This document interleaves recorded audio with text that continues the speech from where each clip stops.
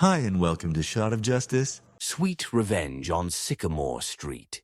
The pre-dawn quiet of Sycamore Street wasn't shattered by birdsong that Tuesday, but by the visceral, gut-shaking roar of a chainsaw directly beneath her bedroom window. Martha Henderson jolted upright, her heart hammering against her ribs like a frantic bird trapped in a cage. 5:30 a.m. The digital clock's red numbers burned into the darkness. She knew that sound, that specific aggressive whine cutting through the fragile peace like a serrated knife. Ray Peterson. Again. Martha stumbled to the window, her worn flannel robe clutched tight. Below, bathed in the sickly yellow glow of his own floodlight, stood Ray. He was attacking the magnificent, decades-old lilac bush that straddled the property line between their neat, modest bungalows. Martha's lilac. Her mother had planted it the year they moved in, a fragrant purple promise of spring every May. Now Ray, clad in grimy jeans and a sleeveless T-shirt, despite the early morning chill, was systematically amputating branches that dared lean towards his precious, sterile rectangle of St. Augustine grass. "Ray!" Her voice, rusty with sleep and outrage, cracked on the single syllable. It was swallowed by the chainsaw's snarl. He either didn't hear or, more likely, chose not to. He revved the engine, sending a fresh plume of blue smoke into the still air. A heavy branch, laden with unopened buds, crashed onto Martha's meticulously tended perennial bed, crushing the delicate shoots of columbine and bleeding heart pushing through the dark soil. Tears of pure frustration pricked Martha's eyes. Not the lilac. Not again. This wasn't the first time Ray had declared unilateral war on her vegetation. The graceful willow that once offered dappled shade, chopped down last fall because a few damn leaves blew into my pool. The row of cheerful sunflowers along the back fence, decapitated with a weed whacker when they dared peek over the top. Each time it was the same. No discussion, no warning, just the sudden, brutal assault. And each time Martha's polite inquiries were met with a dismissive wave, and Ray's standard justification, delivered with a smirk that never reached his cold, pale blue eyes. Property line Martha. Gotta protect my investment. Can't have your jungle creeping over. Her investment was this house, the home she'd shared with Walter for 42 wonderful years before cancer stole him 3 years ago. It was her sanctuary, her roots. And Ray Peterson, who'd bought the house next door 2 years ago as a flip, but then decided to stay, had been systematically chipping away at its peace ever since. He wasn't just a bad neighbor. He was a human tornado of boundary violations. Martha watched, helpless, as another chunk of her lilac tumbled. The sweet, heady scent of crushed stems filled the air, a cruel mockery of the fragrance that should have bloomed in a few weeks.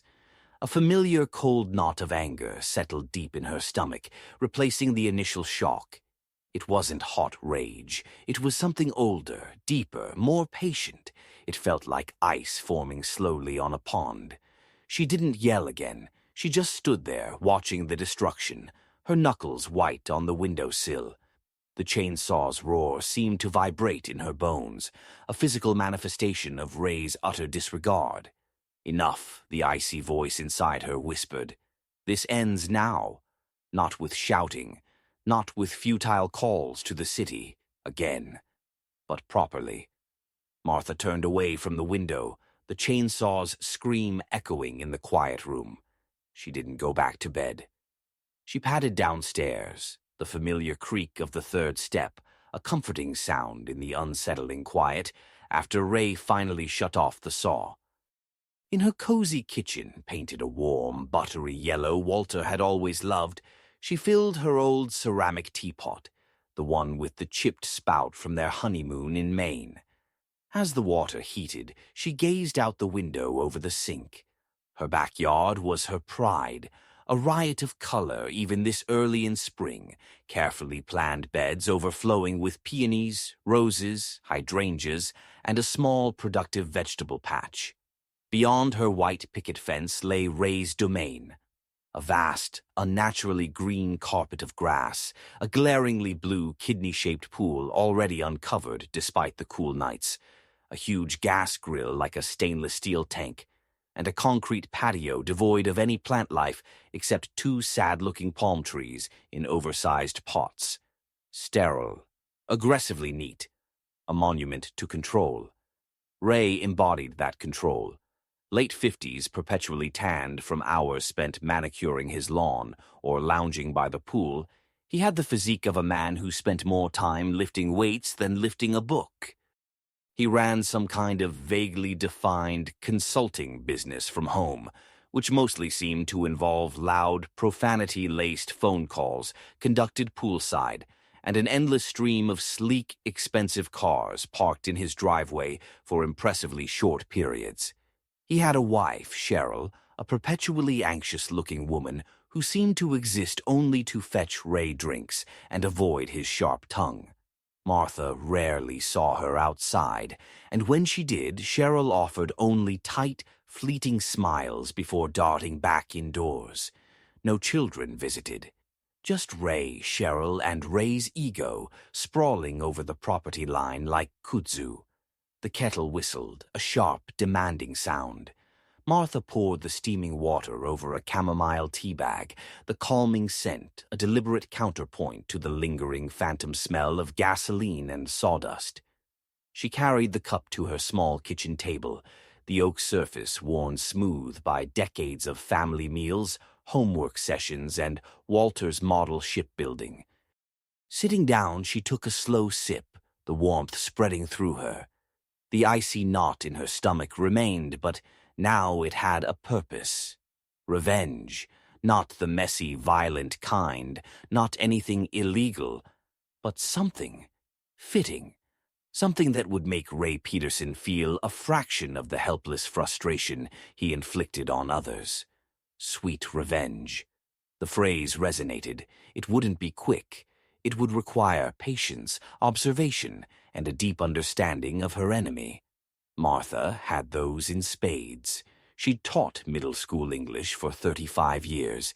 She knew a bully when she saw one, and she knew their weaknesses often lay in their own arrogance. Her gaze drifted to the crushed, perennial bed visible through the window. Ray's weakness, she suspected, was his obsessive, almost pathological need for control and order, particularly over his precious property.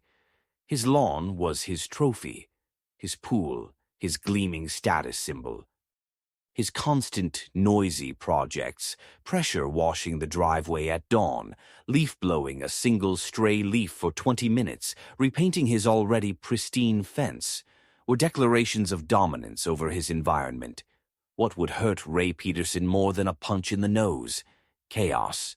A loss of control, especially chaos that seemed to emanate from his own meticulously constructed world, chaos he couldn't easily blame on someone else.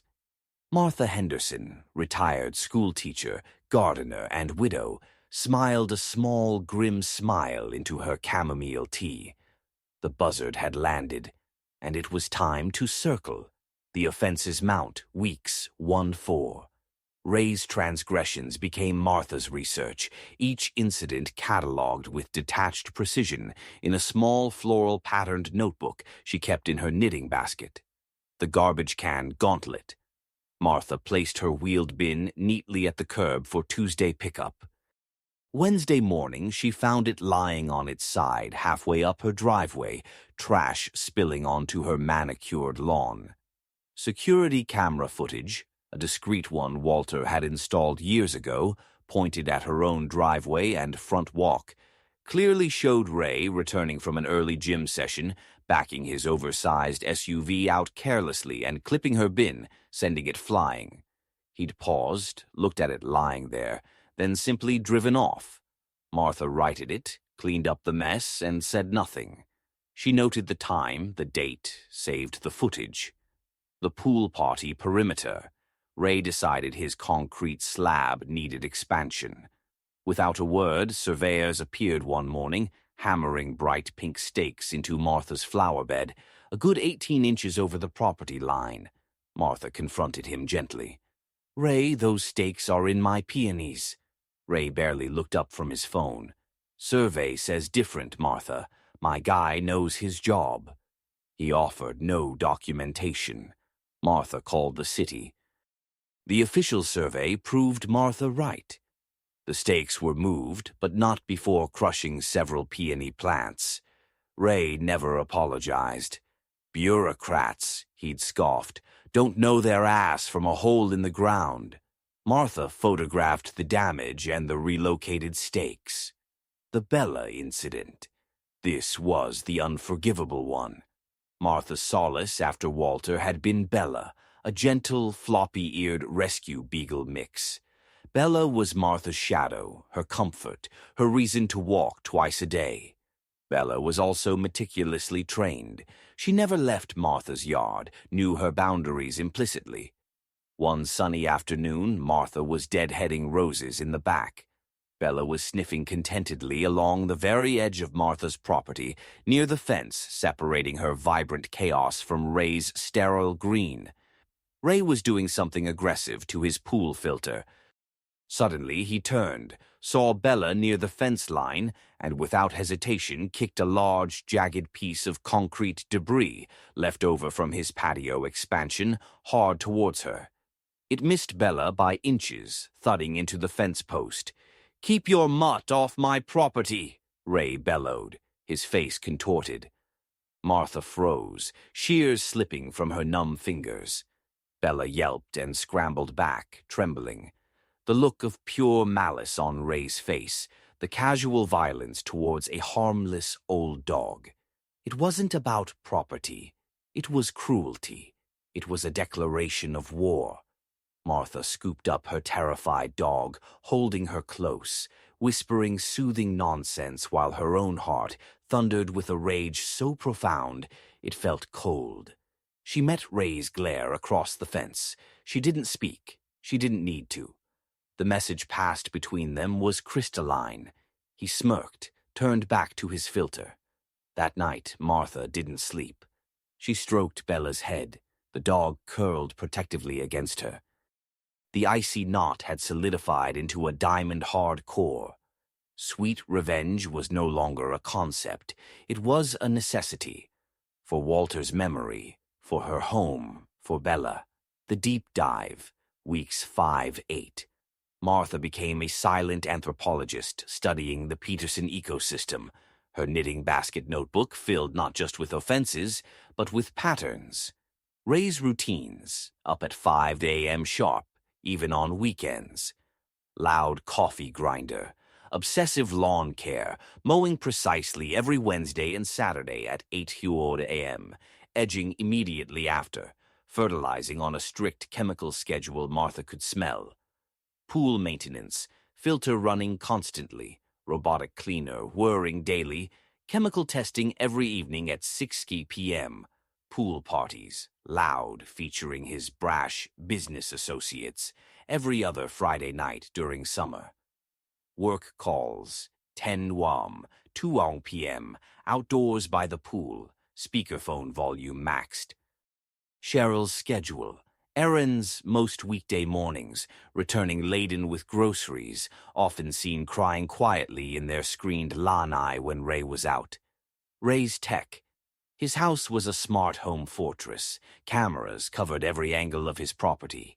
Lights were motion-activated, blindingly bright.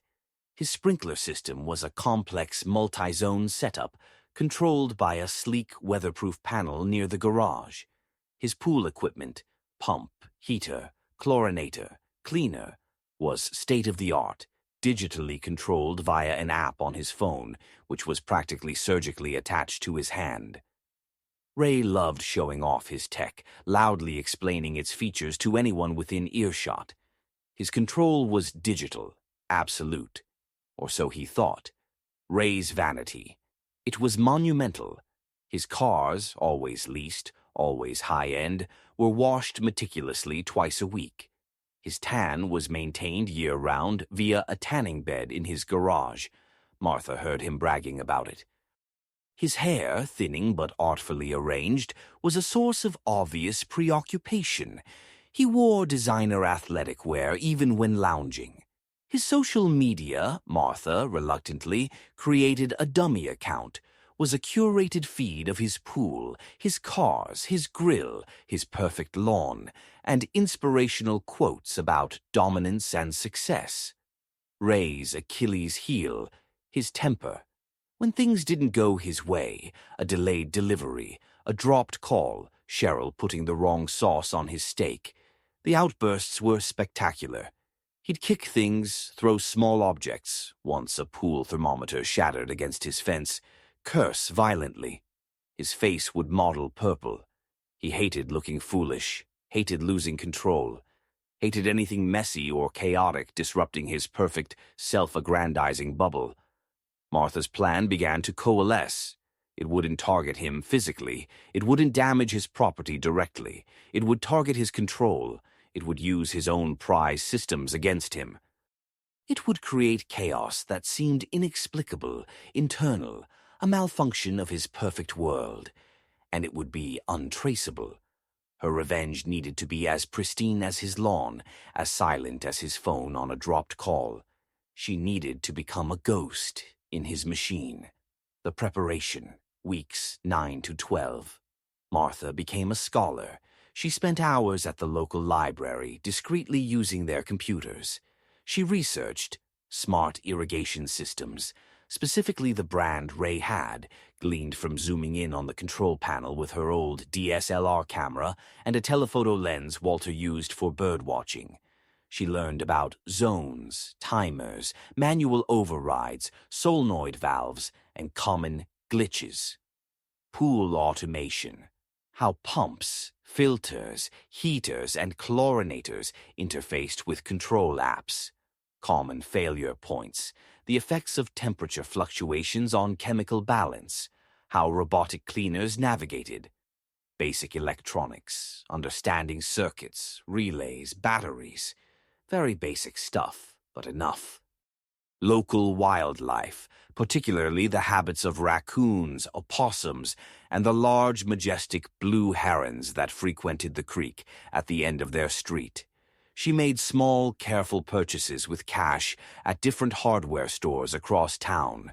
A tiny, powerful rare earth magnet, a small pack of assorted watch batteries, insulated wire, various gauges and colors, miniature toggle switches, waterproof electrical tape, a digital timer used for Christmas lights, programmable down to the minute, a small, powerful flashlight, heavy-duty fishing line clear.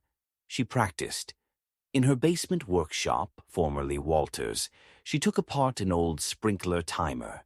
She learned how solenoids worked, how a magnetic field could potentially jam one open or closed if applied precisely. She practiced wiring the small timer to a solenoid valve she'd salvaged. She practiced tying intricate, nearly invisible knots with the fishing line.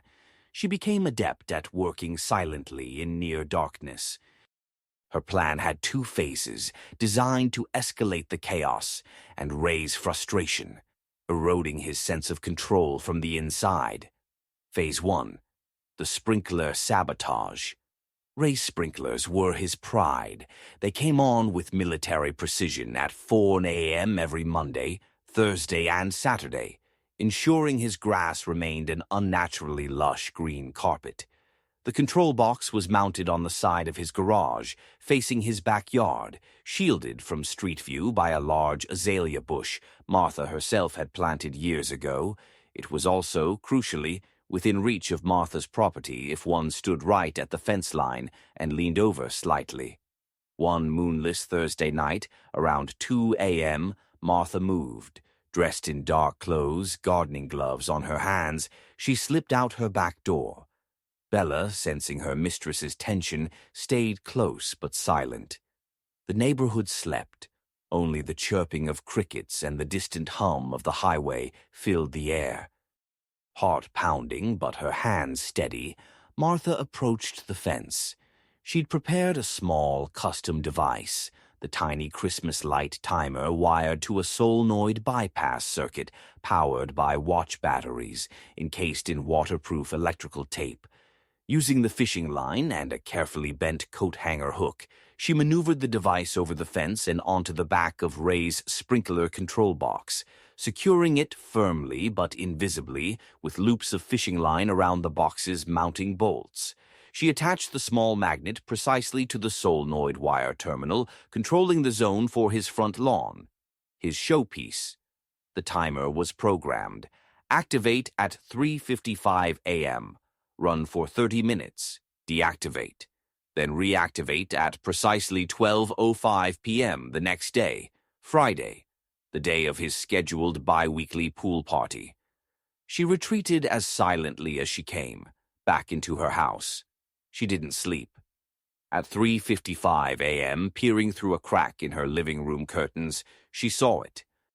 Ray's front lawn sprinklers jerked to life, spraying arcs of water in the pre-dawn gloom, 5 minutes before their scheduled time.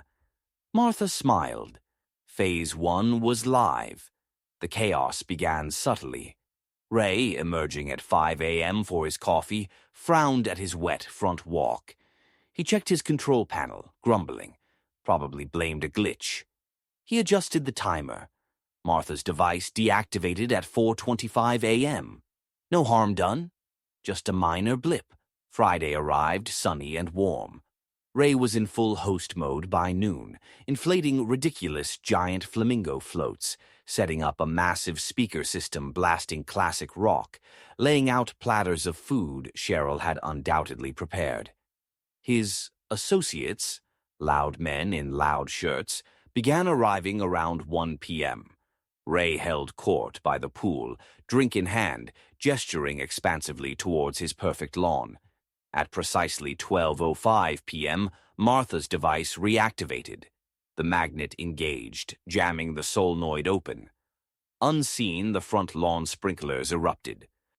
Not a gentle spray, but a full-pressure deluge. Guests arriving walked straight into a wall of water.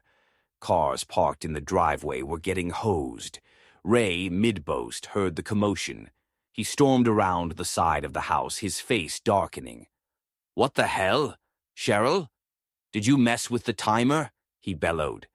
Cheryl, carrying a tray of burgers, looked terrified.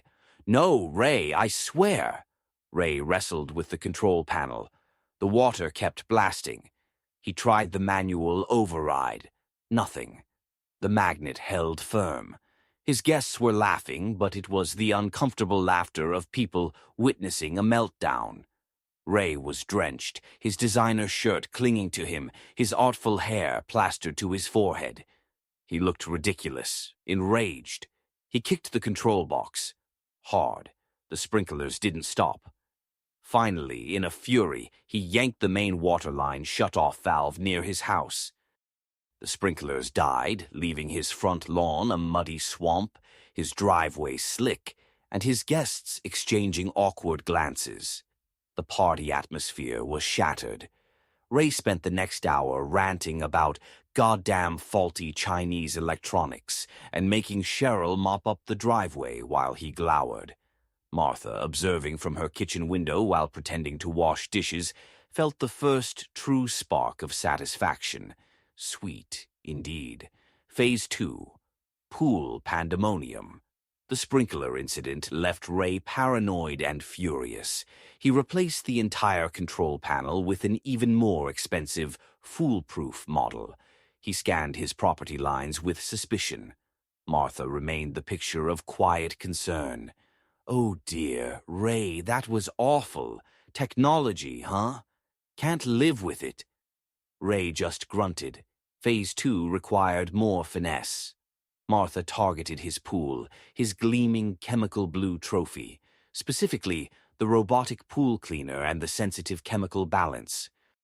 Her research told her robotic cleaners navigated via sensors and programmed patterns. They could get confused. Pool chemistry was a delicate dance. Temperature swings could throw it off, causing cloudiness or algae blooms. Martha's plan involved the blue herons. These magnificent birds often fished in the creek and occasionally landed in neighborhood pools, mistaking them for ponds. Ray had installed a cheap, motion-activated sprinkler owl near his pool to scare them off. It rarely worked. Martha observed the herons. They were cautious but persistent. One overcast Tuesday, Ray and Cheryl left for the day, Ray to a meeting, Cheryl likely to her sister's. Martha acted. Under the cover of light rain, she approached the fence line near Ray's pool equipment pad. Using her fishing line technique, she rigged a simple but effective device near the cleaner's power supply outlet, a miniature toggle switch wired into the low-voltage line, controlled by another small, waterproofed timer. This timer was programmed for randomness. Activate the switch for 10 minutes every 2-3 hours over the next 48 hours. When activated, the switch would momentarily cut power to the cleaner. She also prepared small, concentrated packets of harmless organic nitrogen-rich fertilizer, fish emulsion specifically, frozen into ice cubes. Using a long telescopic pool skimmer pole borrowed from her friend Eleanor, no questions asked, she carefully deposited several of these cubes into the deep end of Ray's pool during the rain shower. They sank, dissolving slowly, unseen. Nitrogen wouldn't hurt anyone, but it was algae food. Combined with the weather, rain often diluted pool chemicals, and the upcoming temperature rise forecasted, it could create issues. Finally, she subtly disabled Ray's motion-activated heron deterrent, simply unplugged its small solar charger and covered the sensor with a tiny piece of black electrical tape. Then she waited. The beautiful chaos. The effects were gradual, deliciously so. Ray noticed the cleaner first. He'd watch it start its cycle, then, hours later, find it stuck in a corner, lifeless. He'd check the power. It was fine. He'd reset it. It would run for a while, then stop again. He blamed a faulty unit, ranted online, demanded a replacement. The new one arrived. Same problem. His frustration mounted. He spent hours crouched by the equipment pad, muttering, testing wires. Then the water. A slight cloudiness appeared. Ray tested the chemicals obsessively.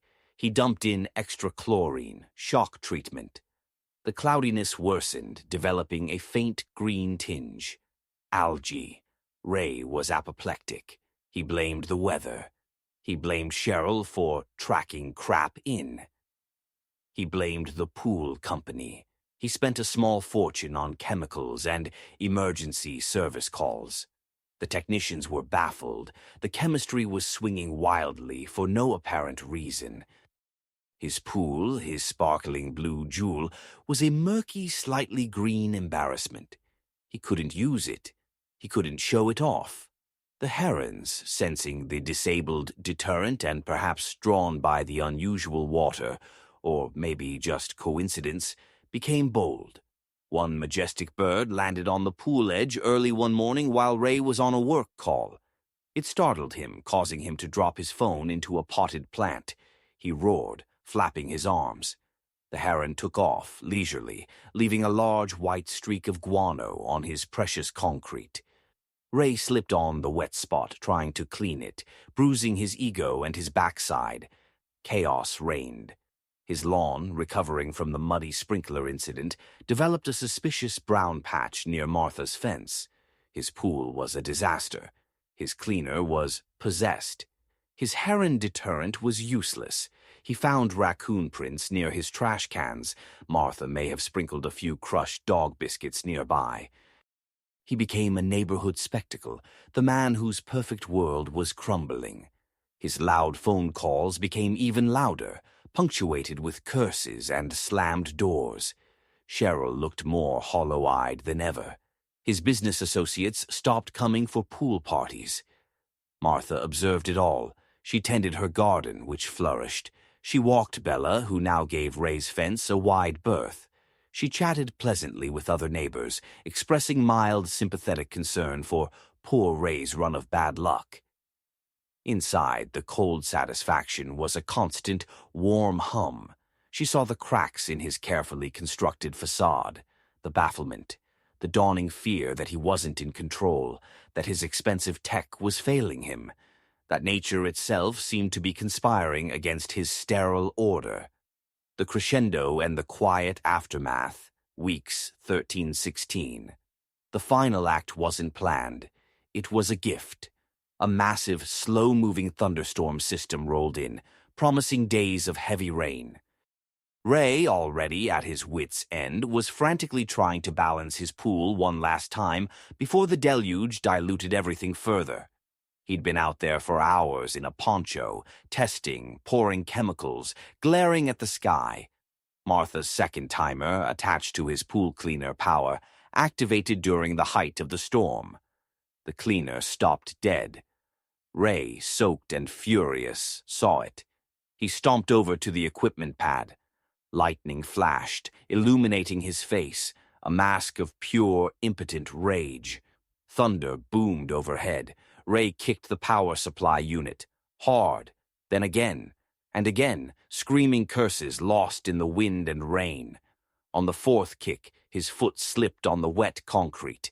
He went down hard, landing on his backside in a deep puddle of mud beside his malfunctioning equipment pad.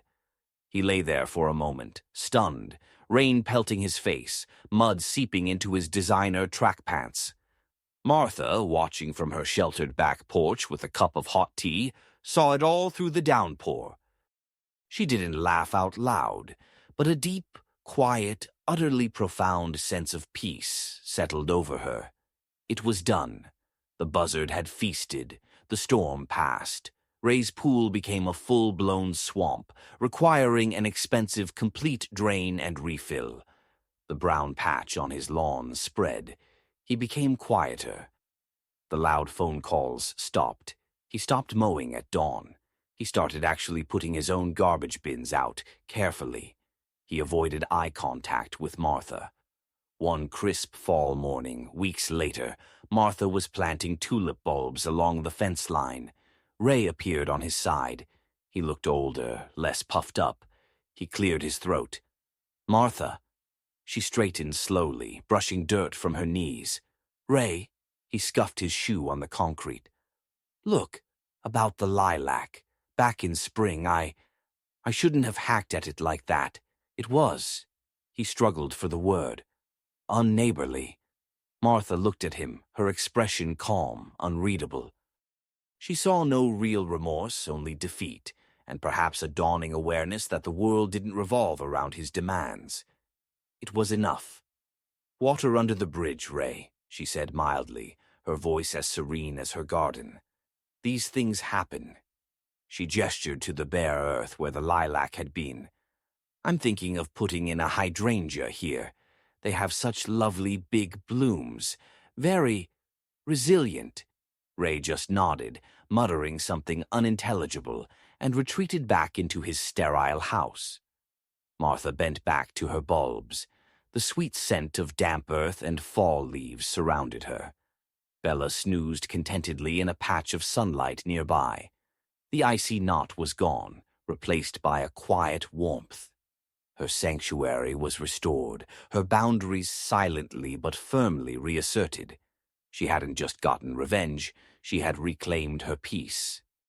And as she patted the rich soil over the promise of spring tulips, Martha Henderson knew the sweetest revenge of all was simply living well, right next door to the chaos she had so deftly, invisibly unleashed. The buzzard had flown, its hunger satisfied. Sycamore Street was quiet again, just the way she liked it.